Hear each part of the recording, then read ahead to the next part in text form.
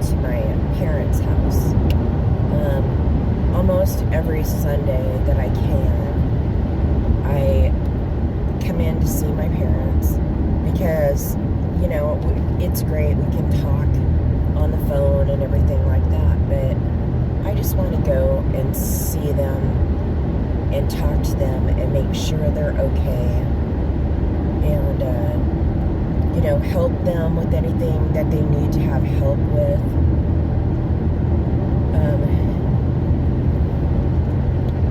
It's just that time in life, that season in life where they need a little extra help. And so I want to be there to help them with that. And I do have two brothers that live close to them. But one of my brothers is a lieutenant with a fire department. And he got started on his family life a lot later than the rest of us did. And so, he doesn't have a lot of free time to do things, and plus he's having to do things with his kids and his wife, and of course with his job is really busy. And and then my next younger brother, he is a rural route postal carrier. And, it used to be that was only 6 days a week, but sometimes it's not. Sometimes it's 7 days a week. And he doesn't work in the same city where he lives. So it's and plus he bought a project house that his wife and him moved into several years ago. And, and he's trying to get that all done.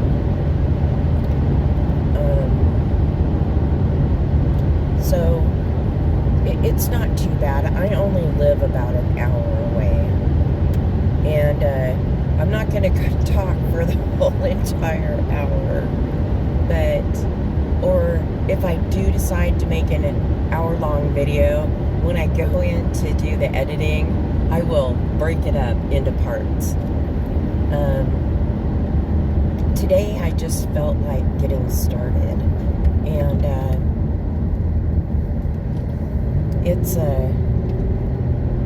it's been kind of hard for me. I don't know why I get so nervous about it, but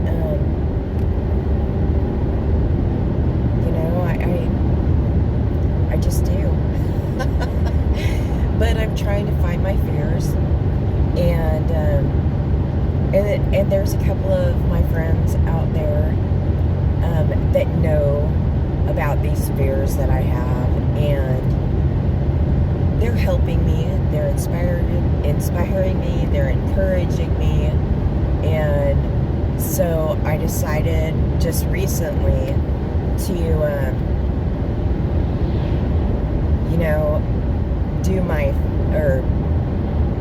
come up on a live to talk. And I was so nervous. I was like sick to my stomach nervous. So, but one thing that she said during that live was that just remember, when you're coming up on these panels in a live stream and you're talking, just remember that you're talking to friends. People that show up all the time and watch these live streams, they're all friends, or they wouldn't be there.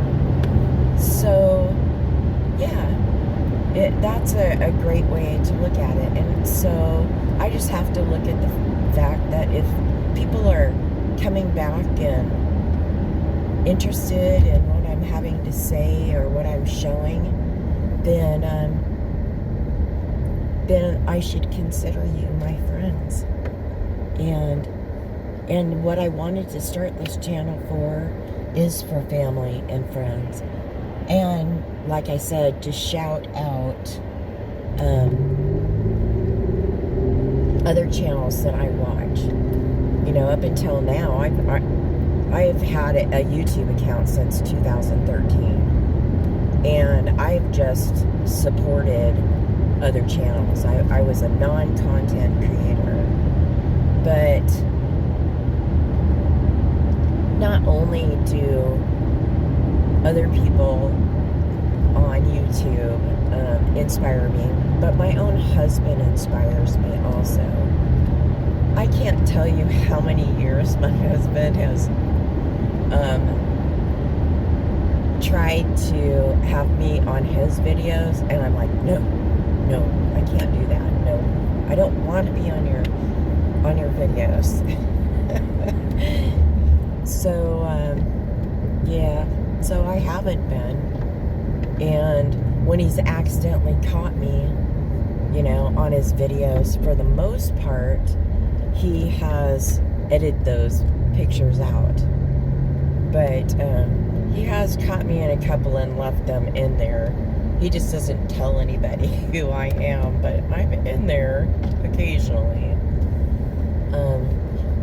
I did some voiceover work for him on one of his videos, and that was it. And I was okay with that. It wasn't too bad. And it was for my husband, and most of the people that I know on YouTube, you know, at the time, there were only a few people that were actual friends of ours that I knew on his channel. I think he has over 4,000 subscribers, and yeah, he does a little bit of everything, but for the most part, the last few years have been our rock hounding excursions, or, you know, adventures. And, you know, he has his own Facebook page that's called Rock Hounding and Polishing, and he has quite a few people on that. And yeah, so he inspires me. I'm just not as, I guess, outgoing as he is, but like I said, I'm trying to conquer my fears, and I'm trying to be supportive of other people. And yeah, that's what this channel is all about, is part of the community, sharing with my family and friends and new friends, and that's what I intend to do. And I'm hoping too, at the same time, that people that watch my channel and are unable to get out and do things, or maybe even they're lonely and that's why they come to YouTube, is to have some sort of connection with someone, you know. I would love to help them too. I know what that feels like, trust me. When I was in high school, and I lived in Central Oregon, and we lived out on that little farm, we actually lived a ways outside of town. And the place where we lived at, there were no phones. So it's not like I could call my friends up on the phone, you know, and plan something. Or, you know, or they could call me and tell me, hey, do you want to do this, or do you want to do that? And no, that didn't happen.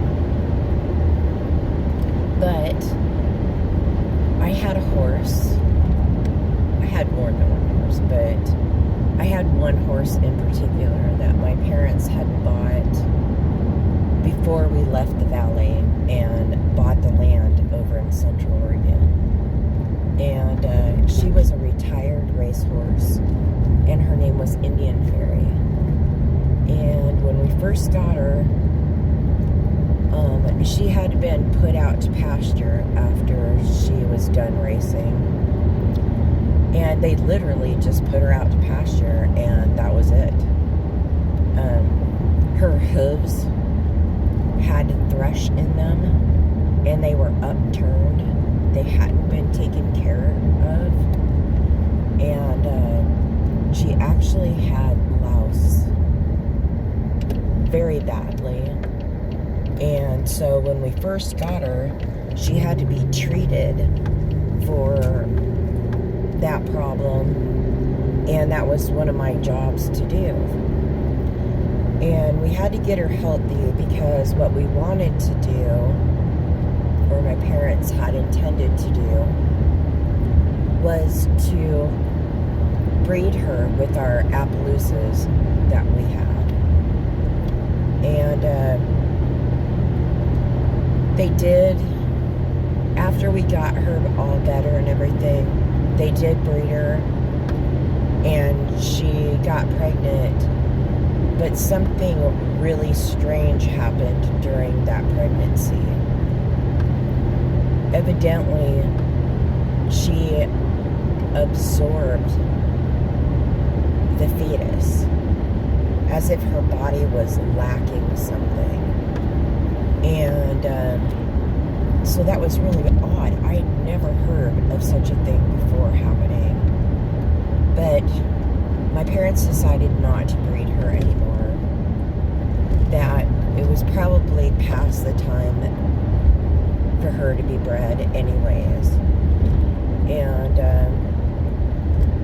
so she became my riding horse. And oh my gosh, she was so much fun. So I started riding her when I was about, I would say about 12. And I had a couple of friends that had their horses, and I started riding Indian Ferry. And of course, you know, we didn't have very much money at the time, and we didn't have any saddles. We had bridles and hackamores and ropes, and, you know, and our property was, you know, well maintained and everything for our horses, and they were well fed. But, you know, and we were well fed. We didn't go without food. But we just didn't have a lot of money for some of those things, and saddles were super expensive back then. And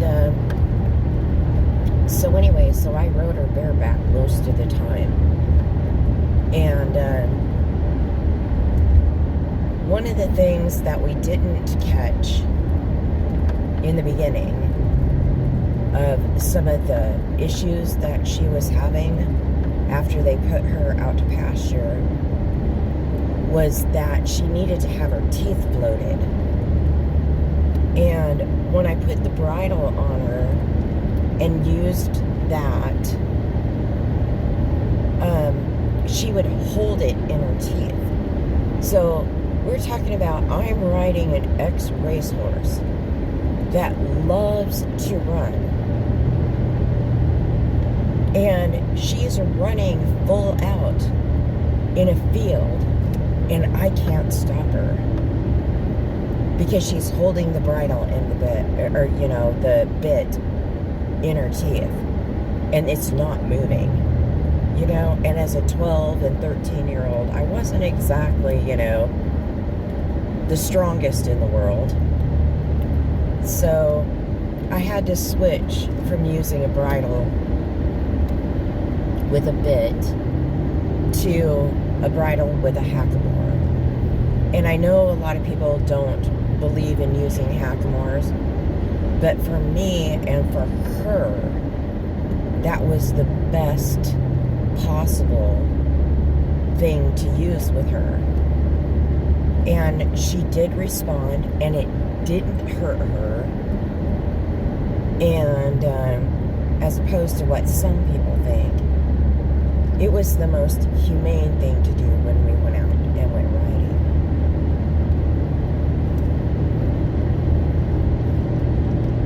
The one thing that was really cool about her, though, is that if for some reason she did lose me, she wasn't a bucker or anything like that. And I don't think that she, other than one time, intentionally meant for me not to be on her back. And there was a reason for that.